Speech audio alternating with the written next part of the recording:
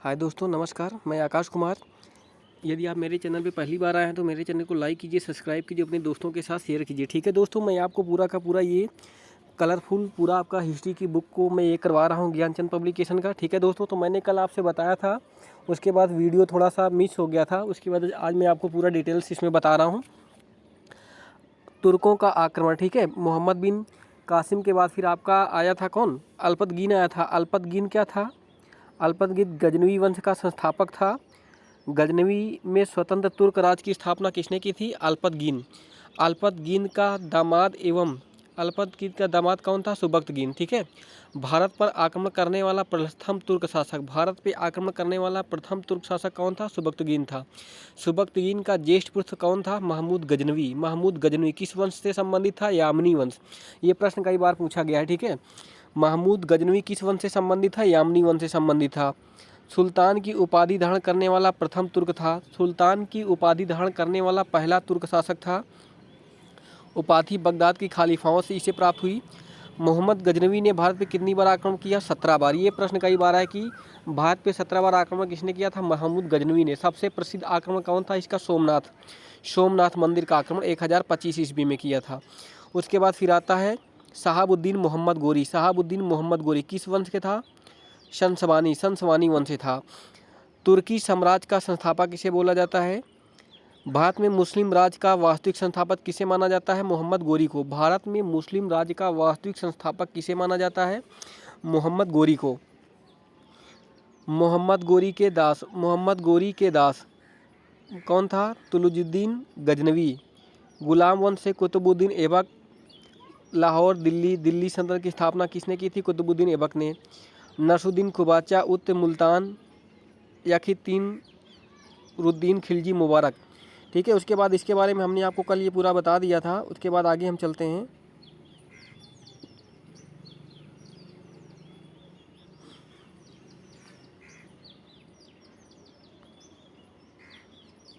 थोड़ा सा हम ये चर्चा करते हैं। ठीक है। ये देखिए मोहम्मद गोरी का ये कार्यकाल था। ये पूरा का पूरा आपका इंडिया का मैप है।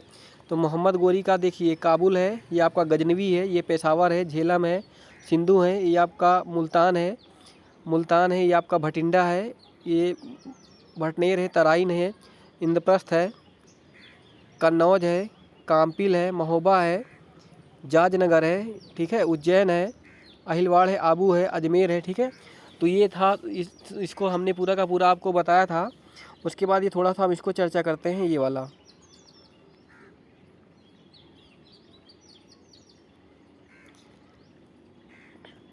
ये मोहम्मद गोरी के आक्रमण। मोहम्मद गोरी ने भारत में कितनी बार आक्रमण किया था? 17। पहला आक्रमण 1175 में किया था मुल्तान पे। ठीक है। दूसरा कच्छ में किया था 1176 में। तीसरा आपका 1178 में अहिलवाड़ गुजरात में। उसके बाद 11 पेशावर में किया था 1181 में। ये पूछा नहीं जाता, वैसे क्रम से ये नहीं पूछा जाता है, आपको ये वाला जरूर देखना है। तराइन का पहला युद्ध हुआ था 1191 में। तराइन का द्वितीय युद्ध हुआ था 1192 में। फिर उसके झांसी का, कन्नौज का 1194। अभी हम इसको और आगे चलते हैं, विस्तार से बताते हैं।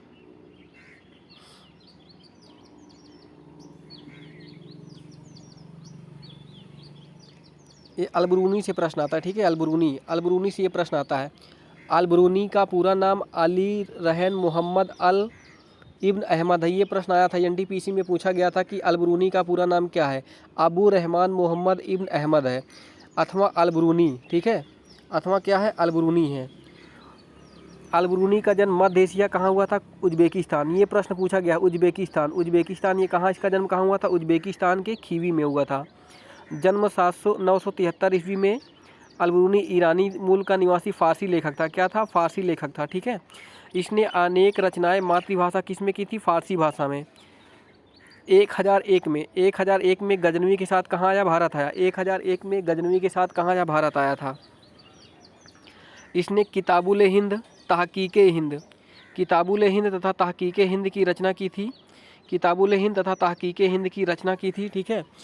भारतीय इतिहास में किताबुल हिंद एक महत्वपूर्ण स्रोत है, जिसमें 80 अध्यायों पर ये लिखी गई है। ठीक है। महमूद गजनवी भारत की 11वीं शताब्दी में भारतीय समाज के जीवन पर प्रकाश डाला गया। ये भी प्रश्न कई बार पूछा गया है कि महमूद गजनवी ने अपनी जो पुस्तक लिखा था उसमें किसकी चर्चा की गई है? तो 11वीं शताब्दी में 11वीं शताब्दी में भारतीय सामाजिक के जीवन पर प्रकाश डाला गया। ये प्रश्न पूछा गया है कई बार, ये रेलवे में कई बार प्रश्न पूछा गया है। उसके बाद यूपीएससी में भी ये प्रश्न आया हुआ है। अल बरूनी भारतीय समाज की मुख्य विशेषता क्या बताया था? वर्ण व्यवस्था बताया था। वर्ण व्यवस्था। भारतीय समाज को किसमें बांटा गया था? 4 में। किसमें? ब्राह्मण में, क्षत्रिय में, वैश्य में, शूद्र में। ठीक है। अल बरूनी पेशा अनुसार परस्पर पुत्र व्यास हिंदी वर्णमाला की खोज 50 अक्षरों में की थी। ठीक है। तो ये आपका पूरा हो गया, ये आपका हो गया अल बरूनी के बारे में जानकारी, हमने इसको बता दिया। अब हम लोग चलते हैं दिल्ली सल्तनत में। दिल्ली सल्तनत आपका स्टार्ट हो गया है। अब दिल्ली सल्तनत से आपका एक भी प्रश्न इससे बाहर का नहीं आएगा, ये हमारी गारंटी है। ठीक है। देखिए, सबसे पहले आपका गुलाम वंश या इसी को इलबरी वंश बोलते हैं। सीधे सीधे पूछता है कि निम्नलिखित में से दिल्ली सल्तनत का क्रम है। तो सबसे पहले आपका गुलाम, खिलजी, तुगलक, सैयद, लोदी। सबको पहले आपको यही याद करना है, गुल, खिल, तुग, सैयद, लोदी। आपको कैसे याद करना है? गुल, खिल, पहले गुल खिल, गुलाब खिलेगा, गुलाब खिलेगा, फिर तुगलक, तुगलक सैयद क्या करेगा? तुगलक सैयद लोदी लेंगे, आपस में बांटेंगे। गुलाब खिलेगा, तुगलक सैयद लोदी, तीनों आपस में क्या करेंगे? बांटेंगे। ठीक है। गुलाब खिलेगा, तुगलक सैयद लोदी, तुगलक सैयद लोदी, तुगलक सैयद लोदी क्या करेंगे? इसको आपस में बांटेंगे। ये प्रश्न आता है, सीधे सीधे पूछता है इसका क्रम क्या है। अब यहाँ हम आपको थोड़ा सा ये बताते हैं कि ये जो आपका गुलाम वंश है इसका कार्यकाल कितना होता है? 84 वर्ष। 84 वर्ष। खिलजी वंश का कार्यकाल होता है 30 वर्ष। तुगलक वंश का कार्यकाल होता है 94 वर्ष। सैयद वंश का कार्यकाल होता है 37 वर्ष। लोदी वंश का कार्यकाल होता है 35 वर्ष। कभी कभी ये भी पूछ लेता है निम्नलिखित में से दिल्ली सल्तनत में सबसे ज़्यादा कार्यकाल किस वंश का था? तो आपका क्या हो जाएगा? तुगलक। तुगलक के बाद आपका क्या हो जाएगा? गुलाम। गुलाब के बाद आपका हो जाएगा लोदी। लोदी के बाद आपको हो जाएगा सैयद। सैयद के बाद आपका हो जाएगा खिलजी। तो आपका किसी भी प्रकार से पूछ सकता है, किसी भी प्रकार से प्रश्न बना सकता है। तो आप लोग को इस तरह से ये याद करना है। हमने आपको पूरा का पूरा बता दिया।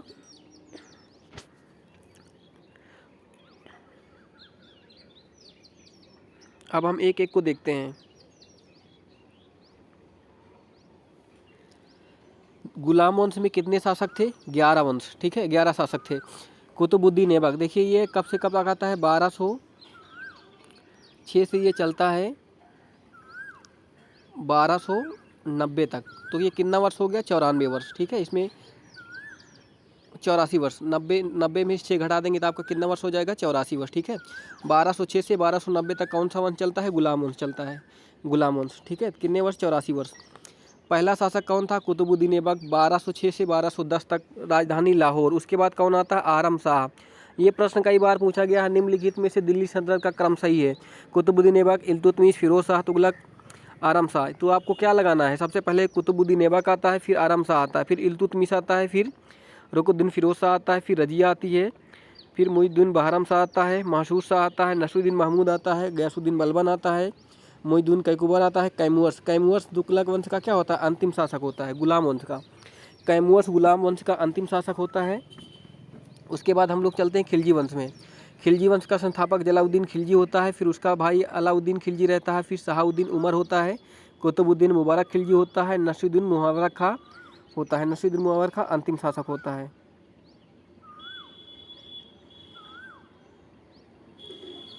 उसके बाद हम लोग चलते हैं तुगलक वंश में। तुगलक वंश का संस्थापक गयासुद्दीन तुगलक, फिर मोहम्मद बिन तुगलक, उसके बाद फिरोज शाह तुगलक, उसके बाद गयासुद्दीन तुगलक द्वितीय, अबू बकर, उसके बाद नासरुद्दीन महमूद शाह द्वितीय, आसाउद्दीन सिकंदर शाह फर्स्ट। उसके बाद और इसमें 2 आते हैं, नसरुद्दीन नुसरत शाह, नसरुद्दीन महमूद शाह, नसीरुद्दीन महमूद शाह, नसीरुद्दीन नुसरत, नसीरुद्दीन महमूद शाह। उसके बाद एक और बचा आपका, 2 बचे हैं। सैयद वंश का स्थापक खिज्र खां, फिर उसके बाद मुबारक शाह आता है, मोहम्मद शाह आता है, अलाउद्दीन शाह आता है। उसके बाद लोदी वंश का संस्थापक बहलोल लोदी। लोदी वंश का संस्थापक बहलोल लोदी होता है। सबसे ज़्यादा कार्यकाल किसी का होता है? बहलोल लोदी। पूरे दिल्ली सल्तनत में सबसे ज़्यादा शासनकाल किसका होता है? बहलोल लोदी का। उसके बाद सिकंदर लोदी, सिकंदर लोदी, उसका बहलोल लोदी के बाद सिकंदर लोदी, सिकंदर के बाद इब्राहिम लोदी। इब्राहिम लोदी के साथ क्या होता है? बाबर का इब्राहिम लोदी के साथ युद्ध होता है, तो पानीपत का पहला युद्ध, उसी में इब्राहिम लोदी को मार दिया जाता है। यहीं से क्या हो जाता है? दिल्ली सल्तनत की समाप्ति हो जाती है। ठीक है, ये आप लोग इसको ज़रूर ध्यान दीजिएगा। उसके बाद अब हम धीरे धीरे क्या करते हैं, चल रहे विस्तार से पढ़ाने आपको चल रहे हैं।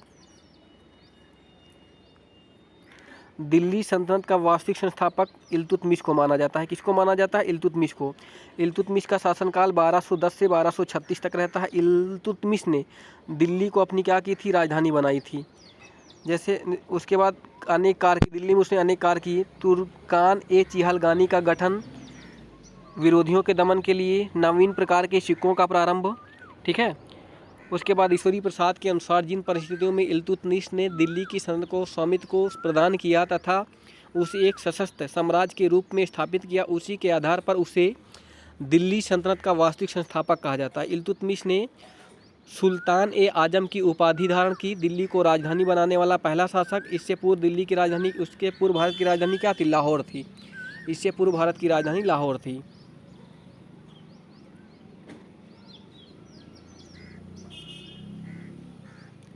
दिल्ली के इतिहास के बारे में थोड़ा सा हम लोग पढ़ेंगे। दिल्ली का सर्वप्रथम उल्लेख महाभारत में मिलता है, पांडवों के इंद्रप्रस्थ में मिलता है। पहचान दिल्ली से होती है। दिल्ली पर मौर्य, गुप्त, पाल वंशों ने शासन किया। दिल्ली नगर की स्थापना 11वीं शताब्दी में तोमर वंश के राजपूतों के द्वारा की गई थी। पूछा जाता है दिल्ली नगर की स्थापना किसने की थी? तो सबसे पहले आपको ये बताना है दिल्ली नगर की स्थापना किसने की थी? तोमरों ने। किसने की थी? तोमरों ने। उसके बाद फिर पृथ्वीराज चौहान दिल्ली पर शासन किया। 1192 में तराइन के द्वितीय युद्ध में मोहम्मद गोरी और पृथ्वीराज चौहान के मध्य युद्ध हुआ, जिसमें पृथ्वीराज चौहान क्या हुआ? पराजित हुआ। उसके बाद दिल्ली मुस्लिमों के नियंत्रण में आ गई, 600 वर्षों तक अधीन रही। 1857 की क्रांति में प्रथम स्वतंत्रता संग्राम के समय अंग्रेजी दिल्ली के मुगल बादशाह बहादुर शाह जफर को सत्ता से हटा करके साम्राज्य में मिला लिया गया। 1191 में ब्रिटिश साम्राज्य कोलकाता से हटा करके दिल्ली लाई गई। ये प्रश्न पिछली बार वीडियो में आया था। ये प्रश्न वीडियो 2018 में आया हुआ था कि दिल्ली भारत की राजधानी की घोषणा होती है 1911 में, अब बनती है 1912 में, ठीक है। तो ये पिछली बार 2018 में ये प्रश्न आया था कि दिल्ली भारत की राजधानी कब बनी थी, ठीक है। 1 नवंबर 1956 को दिल्ली को राष्ट्रीय राजधानी क्षेत्र घोषित कर दिया गया। 69वें संविधान संशोधन 1991 के तहत दिल्ली को राष्ट्रीय राजधानी क्षेत्र का दर्जा दिया गया। ये भी प्रश्न कई बार आया हुआ है। थोड़ा सा दिल्ली के बारे में हम आपको बताते हैं कि दिल्ली के बारे में कौन कौन सा स्थान है। अरावली पहाड़ी, दिल्ली आपसे पूछा जाए कि अगर दिल्ली कहाँ स्थित है तो आपका अरावली पहाड़ी पर स्थित है। ये जामा मस्जिद है, शाहजहानाबाद है, पुराना किला, लाल किला, फिरोजपुर पुराना किला है, फिरोज शाह कोटला, यमुना मार्ग है, रायसीन पहाड़ी है। अगर आपसे पूछता है कि राष्ट्रपति भवन कहाँ स्थित है, आपका क्या होगा? रायसीन पहाड़ी। रायसीन पहाड़ी। दिल्ली राष्ट्रपति भवन कहाँ स्थित है? रायसीन की पहाड़ी पर स्थित है। हौज खास, कुतुब मीनार, महरौली में क्या था? लाल किला, बलबन का लाल किला है। आगे अभी आपको बताया जाएगा सब। अलाई दरवाज़ा, सीरी, नजामुद्दीन औलिया की दरगाह है, तुगलकाबाद, अहमदाबाद, ठीक है। दिल्ली किस नदी के किनारे है? दिल्ली आपका यमुना नदी के किनारे स्थित है। ये आपका इम्पोर्टेंट नहीं है, इसलिए आपको ये मैं नहीं बता रहा हूँ। आगे हम अब लोग चलते हैं।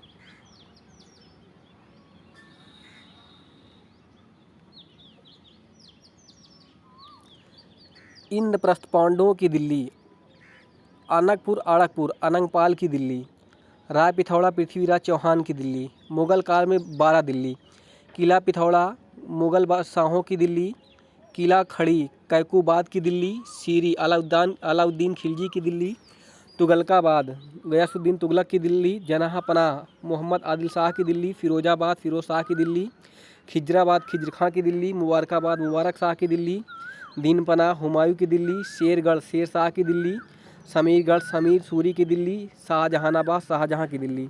ब्रिटिश काल में 3 दिल्ली, सिविल लाइन्स लुटिन्स की दिल्ली, नई दिल्ली।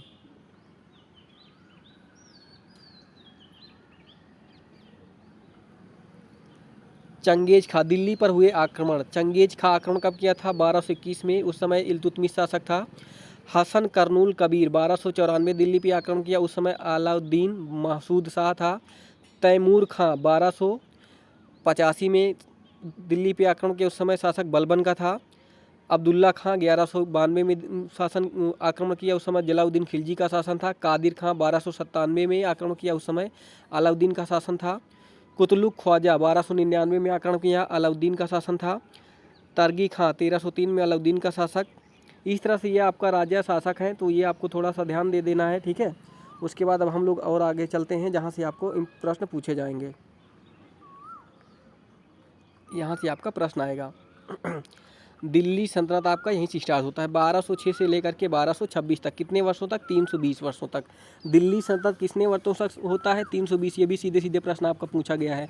ठीक है। गुलाम वंश कब से कब तक रहता है? 1206 से 1290 वंश। ठीक है। वंश का नामकरण, दिल्ली पर शासन करने वाला सुल्तान, 3 अलग अलग वंशों के नाम है। सुबुक्तगीन ऐबक, कुतुबुद्दीन ऐबक, इल्तुतमिश, शमसी वंश, बलबन, बलबनी वंश। दास प्रथा से वंश प्रारंभ होता है। प्रथम शासक कुतुबुद्दीन ऐबक, इल्तुतमिश, बलबन भी क्या थे? दास थे, किंतु इनकी मान्यता नहीं है क्योंकि 11 शासकों में 3 शासक ऐबक, इल्तुतमिश, बलबन ही दास थे। ठीक है। ये देखिए आपको पूरा का पूरा ये क्रम दिया हो। देखिए सबसे ज़्यादा तुगलक वंश, फिर आपका मामलुक या गुलाम वंश। मामलुक या गुलाम वंश, इसमें आपको ध्यान देना है। कभी कभी तुगलक वंश ना दे करके क्या दे, गुलाम वंश ना दे करके क्या दे देता है? मामलुक वंश। तो आपको क्या याद करना है? मामलुक वंश। ठीक है। सैयद वंश, लोदी वंश, फिर आपका सैयद वंश, फिर आपका खिलजी वंश।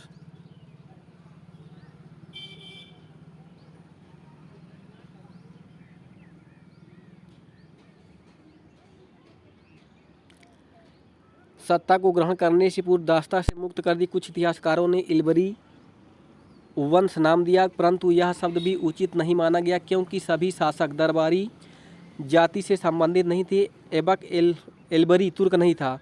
बलबन स्वयं को एल्बरी तुर्क कहता था, किंतु उसके दरबारी कब्त मियाउद्दीन हिराज ने तथ्य से यह सिद्ध होता है कि प्रथम एल्बरी शासक इल्तुतमिश था। अजीज अहमद ने इस शासकों के लिए दिल्ली के आरंभिक तुर्क शासकों का नाम दिया क्योंकि उनके अनुसार ये शासकों के लिए वंश शब्द का प्रयोग अनुचित था। कुछ इतिहासकारों ने इन्हें संक्षेप में आदि तुर्क भी कहा था। हबीबुल्लाह द्वारा प्रस्तावित मामलुक शासक की सर्वाधिक मान्य था। ठीक है। इसलिए क्या बोला जाता है? मामलुक। मामलुक अरबी भाषा का शब्द है। किस भाषा का? गुलाम वंश को अरबी भाषा में मामलुक वंश कहते हैं, जिसका अर्थ है गुलामी के बंधन से मुक्ति पाना, माता पिता के वंश से उत्पन्न होना। ठीक है। ये होता है मामलुक वंश का। 11 शासक, 84 वर्ष तक शासक। उसके बाद अब हम लोग देखते हैं कुतुबुद्दीन ऐबक। कुतुबुद्दीन ऐबक 1206 से 1210 कितने 4 वर्षों तक शासन करता है। मुइनुद्दीन मोहम्मद गोरी के गुलाम में सबसे योग्य और विश्वसनीय कौन था? कुतुबुद्दीन ऐबक था। कुतुबुद्दीन ऐबक किस जाति का था? तुर्क जाति था। तुर्क जाति का था। ऐबक का अर्थ होता है चंद्रमा का देवता। ऐबक का अर्थ होता है चंद्रमा का देवता। ये देखिए आपका राजपूत वंश का है मुगल वंश। ठीक है। देखिए आपका हो गया, सब दिया है क्रम से। मामलुक वंश, खिलजी वंश, तुगलक वंश, सैयद वंश, लोदी वंश, ये आपका दिया है। ठीक है। अब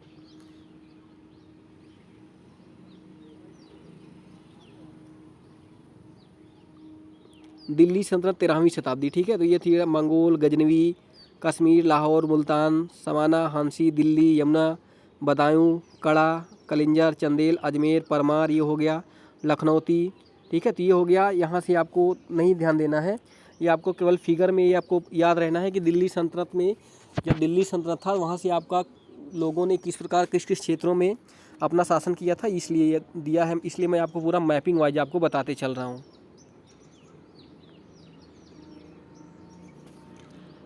तुर्किस्तान का रहने वाला था। बचपन में ही दास के रूप में नैशपुर के बाज़ार में। किस बाज़ार में? नैशपुर के बाज़ार में। वैसे ये प्रश्न आया नहीं है। वहाँ से काजी फ़ारुखुद्दीन अब्दुल अजीज़ कूफ़ी ने खरीद लिया।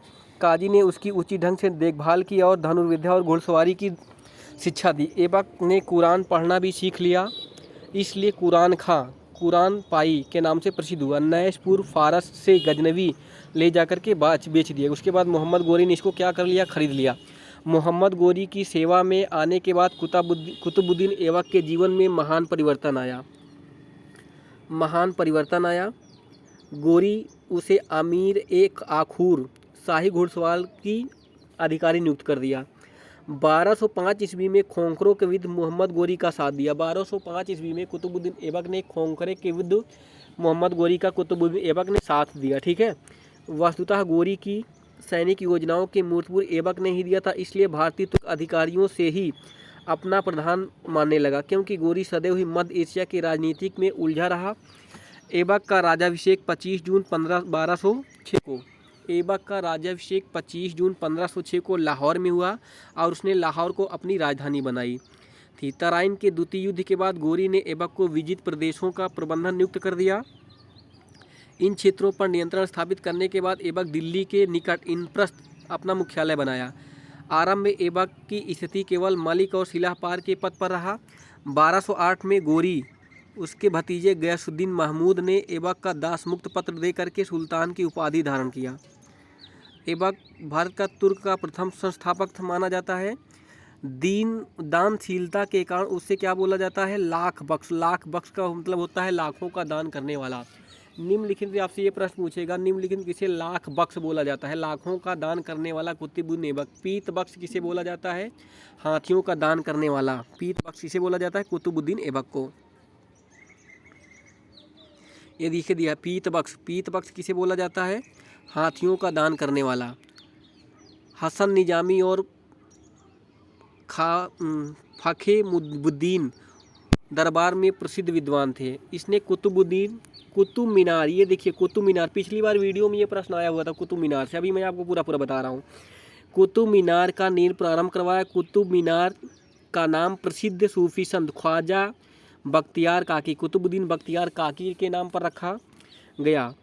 इसने प्रसिद्ध मस्जिद कुव्वल उल इस्लामी पृथ्वीराज तृतीय के द्वारा राय पिथौरागढ़ गढ़ के स्थान पर दिल्ली में है, जबकि 2.5 दिन का झोपड़ा विग्रहराज विशलदेव चतुर्थ के द्वारा बनवाया गया संस्कृत महाविद्यालय के स्थान पर इसने क्या करवा दिया, 2.5 दिन का झोपड़ा कहाँ बनवा दिया, अजमेर में। इसने नालंदा विश्वविद्यालय को ध्वस्त करवाया। ऐबक का सहायक सेनापति बख्तियार खिलजी था। ऐबक का सहायक सेनापति कौन था, बख्तियार खिलजी था। अब हम थोड़ा सा ये चर्चा करते हैं। अभी देखिए यहाँ हम लोगों ने पढ़ा कुतुब मीनार, तो वीडियो 2018 में यहाँ से प्रश्न आया हुआ था, आप लोग चाहे तो उठा के देख सकते हैं, प्रश्न आया था वीडियो में। कुतुब मीनार के निर्माण में निम्नलिखित में से किस शासक ने निर्माण नहीं करवाया था, उसमें आपका कुतुबुद्दीन ऐबक, इल्तुतमिश, फिरोज शाह तुगलक और अलाउद्दीन खिलजी था। तो आपका ऑप्शन क्या हो जाएगा, अलाउद्दीन खिलजी। हम इसमें देखेंगे ऐबक, कुतुबुद्दीन ऐबक, उसके बाद इल्तुतमिश, उसके बाद आपका हो जाएगा फिरोज शाह तुगलक, उसके बाद हो जाएगा आपका सिकंदर। ठीक है, सिकंदर। ये 4 लोगों ने क्या किया था, कुतुब मीनार को निर्माण में योगदान दिया था। कुतुबुद्दीन ऐबक, इल्तुतमिश और आपका हो जाएगा फिरोज शाह तुगलक, उसके बाद सिकंदर। ठीक है, ये 4 लोग हैं। तो अब आपको ये ध्यान देना है, ये मामलूक वंश का ये कुतुबुद्दीन ऐबक पहला, उसके बाद आरम शाह, इल्तुतमिश, उसके बाद रजुकुद्दीन, उसके बाद रजिया, फिर मुद्दीन शाह, उसके बाद अलाउद्दीन मसूद, नसीरुद्दीन महमूद, गयासुद्दीन बलबन, कैकू खुसरो, बुगरो, कैकूबाद, कैमुअर्स। ये है, ये हमने आपको पहले भी बता दिया था इसके बारे में।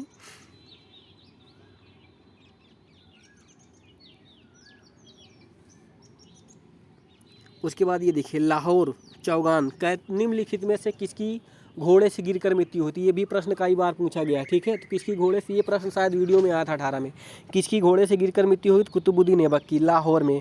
ठीक है, पोलो खेलते समय कुतुबुद्दीन ऐबक की लाहौर में घोड़े से गिरकर मृत्यु हो गई थी। ये प्रश्न पिछली बार पूछा गया था, पिछली बार वीडियो में आया था, निम्नलिखित कौन सा शासक था जिसकी सीढ़ियों से गिरकर मृत्यु हुई थी, किसकी हुई थी, हुमायूं, पुस्तकालय की सीढ़ियों से गिरे। ठीक है, उसके बाद ये देखिए मोहम्मद गोरी के बारे में दिया है। ठीक है, मोहम्मद गोरी भारत में तुर्क, मोहम्मद गोरी का पहला आक्रमण मुल्तान में 1178 में, पहला 1175 मुल्तान, दूसरा गुजरात विजय 1178, तीसरा आपका हो जाएगा प्रथम तराइन का युद्ध 1191 में, दूसरी तराइन का युद्ध 1192, ये 91 दिया गलत है, 92, यहाँ 92 आप लोग बना लीजिएगा, 92। चंदावर का युद्ध 1194 में जयचंद्र की हार हुई। ठीक है, कुतुबुद्दीन का वैवाहिक संबंध, कुतुबुद्दीन ऐबक का विवाह ताजी एलौजा की पुत्री से के साथ हुआ था, नसरुद्दीन कुबाचा की बहन थी। कुतुबुद्दीन ऐबक ने अपनी पुत्री का विवाह इल्तुतमिश से कर दिया था। कुतुबुद्दीन ऐबक तुर्क का साम्राज्य गुलाम वंश की स्थापना की थी। पोलो खेलते समय घोड़े से गिरकर मृत्यु हो गई थी। उसके बाद हम लोग आते हैं आरम शाह में। आरम शाह 1210, ये मोस्ट इंपॉर्टेंट, उतना इंपॉर्टेंट नहीं, लेकिन अगर आपसे क्रम पूछेगा तो आएगा कुतुबुद्दीन ऐबक, आरम शाह, इल्तुतमिश आता है। ठीक है, ये आपको जरूर ध्यान देना है। उसके बाद ऐबक की मृत्यु के बाद उत्तराधिकारी का चुनाव की समस्या के दौरान तुर्की सरदारों ने स्वयं हल किया। कुछ तुर्की सरदारों ने आरम शाह को लाहौर में 1210 में सुल्तान घोषित किया। आरम शाह एक आराम तलब व्यक्ति था। अनेक तुर्क सरदारों ने उसका विरोध किया। दिल्ली के कुछ सरकारों ने बदायूं के गवर्नर इल्तुतमिश, जो ऐबक का विश्वास पात्र एवं गुलाम एवं दामाद था, उसको दिल्ली आने के लिए निमंत्रण भेजा। इल्तुतमिश शीघ्र ही दिल्ली आ पहुंचा। इल्तुतमिश शीघ्र ही दिल्ली आ पहुंचा। आराम शाह भी उसकी दिल्ली आगमन की सूचना पा करके दिल्ली तक आ पहुंचा, परंतु इल्तुतमिश ने उसे पराजित कर उसको मार डाला और स्वयं सुल्तान बन बैठा। ठीक है। शाहउद्दीन सुल्तान 1210 से लेकर के 1236 कितने वर्षों तक? 26 वर्षों तक। इल्तुतमिश 26 वर्षों तक शासन करता है। इल्तुतमिश का अर्थ होता है साम्राज्य का स्वामी। इल्तुतमिश या अल मसी इल्बरी तुर्क। ठीक है। उसके पिता का नाम इलाम खरी इल्बरी जनजाति का सरदार था। इल्तुतमिश संसी वंश से था, इसलिए नए वंश का नाम संसी वंश पड़ा। कुतुबुद्दीन ऐबक ने इल्तुतमिश को खरीदने की इच्छा प्रकट की थी। सुल्तान ने दासों के व्यापारी की आज्ञा ली तो वह इल्तुतमिश दिल्ली ले जाया गया। दिल्ली में ही कुतुबुद्दीन ऐबक एवं उसके दास के रूप में खरीदा गया, जिसे गुलामों का गुलाम कहा जाता है। गुलामों का गुलाम किसे कहा जाता है? इल्तुतमिश को। गुलामों का गुलाम कहा जाता है इल्तुतमिश को। दिल्ली में इल्तुतमिश शीघ्र ही कुतुबुद्दीन ऐबक का विश्वास पात्र बन गया। सरजाद शाही अंगरक्षकों के लिए उसको नियुक्त किया। इल्तुतमिश प्रशासनिक क्षमता से प्रभावित होकर के कुतुबुद्दीन ऐबक ने उसे प्रशासनिक पद अमीर ए शिकार का पद दे दिया। 1205 में इल्तुतमिश ने ऐबक से दास्ता से मुक्त होकर के उसे बदायूं का शासक नियुक्त किया। पूछा जाता है निम्नलिखित में से इल्तुतमिश शासक बनने से पहले कहाँ का गवर्नर था? बदायूं का। ये प्रश्न कई बार है तो आप लोग को याद ना, बदायूं। ऐबक ने अपनी पुत्री का विवाह उसके साथ कर दिया। तुर्की वंश का वास्तविक संस्थापक किसे माना जाता है? इल्तुतमिश को। भारत में मुस्लिम प्रभुता का वास्तविक संस्थापक इल्तुतमिश होता है। इसने कुतुबुद्दीन ऐबक कुतुब मीनार को बनवा कर पूरा किया और राजनीड़ कर स्थिर बनवाया। ठीक है। इल्तुतमिश इक्ता प्रथा। इक्ता का मतलब होता है भूमि। इक्ता का मतलब होता है भूमि। ठीक है। इसके अंतर्गत सभी सैनिकों व गैर सैनिकों के अधिकारियों के वेतन के बदले भूमि दी। इक्ता का मतलब होता है कि जो काम करने वाले लोग थे उनको वेतन नहीं देता था, भूमि दिया, भूमि देने लगा। इक्ता एक अरबी शब्द है जिसका अर्थ है भूमि। देखिए दिया भूमि। इक्ता से इसे लेने वाले को इक़्तिदार कहते थे। चांदी के रूप में टका, ये प्रश्न कई बार पूछा गया। चांदी के रूप में टका, तांबे को जीतल बोला जाता था। तांबे को जीतल का प्रचलन किया एवं टकसालें स्थापित करवाई। ठीक है। टकसालें स्थापित करवाई। टकसालों पर लिखने की परंपरा और इल्तुतमिश को जाता है शिव एवं नंदी और घुड़सवार पर अंकित करवाया। किसका अंकन करवाया? शिव और नंदी का। वह दिल्ली का प्रथम शासक था जिसने सुल्तान की उपाधि धारण का स्वतंत्र सल्तनत 18 फरवरी 1229 को स्थापित किया। उसने बगदाद के खालीफाओं को मान्यता प्राप्त की और प्रथम मुस्लिम शासक था। ठीक है। उसने 40 युक्त 10 चालीसा चहलगामी 10 चालीसा, ये भी प्रश्न पूछा जाता है कि 10 चालीसा की स्थापना किसने की थी? इल्तुतमिश ने की थी। ठीक है।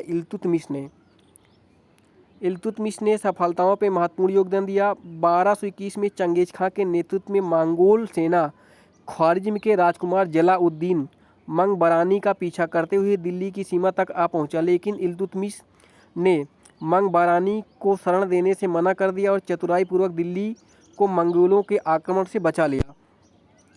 इल्तुतमिश को भारत में गुंबद निर्माण का पिता कहा जाता है। ये प्रश्न कई बार पूछा गया। रेलवे में आपका ये प्रश्न कई बार आया हुआ था एनटीपीसी में। इल्तुतमिश को भारत में गुंबद निर्माण का पिता कहा जाता था। उसने सुल्तानगढ़ी मकबरे में अपने पुत्र नसूद महमूद की कब्र को निर्मित करवाया। यह भारत का प्रथम मकबरा है। ठीक है। यह भारत का प्रथम मकबरा है। इसका श्रेय इल्तुतमिश को जाता है। मोहम्मद गोरी के नाम पर मदरसा ए मुअज्जम दिल्ली में बनवाया। उज्जैन में महाकाल मंदिर को ध्वस्त करवाया। दिल्ली को राजधानी बनाने वाला पहला सुल्तान था। 30 अप्रैल 1236 को इसकी मृत्यु हो गई। 30 अप्रैल 1236 को इसकी मृत्यु हो गई। इल्तुतमिश का न्यायप्रिय शासक। इल्तुतमिश ने एक न्यायप्रिय शासक था। इब्न तूता के अनुसार महल में 2 शेरों की मूर्तियों को स्थापित करवाया था, जिसे गले में घंटी लटकी हुई थी। जिसको भी न्याय चलता था वो घंटी बजा करके क्या कर जाता था। ठीक है। इल्तुतमिश सिक्कों पर टकसाल परंपरा आरंभ करवाई। ग्वालियर विजय इल्तुतमिश सिक्कों पर रजिया का नाम लिखवाया। इल्तुतमिश मोहम्मद गोरी मदरसा मुअज्जम नरसी बनाया। दिल्ली को हिजरी दिल्ली। ठीक है दोस्तों, तो ये आपका था इल्तुतमिश तक। अब हम आज हम लोग इल्तुतमिश तक ही देखते हैं, फिर आगे आते हैं। ठीक है दोस्तों, थैंक यू।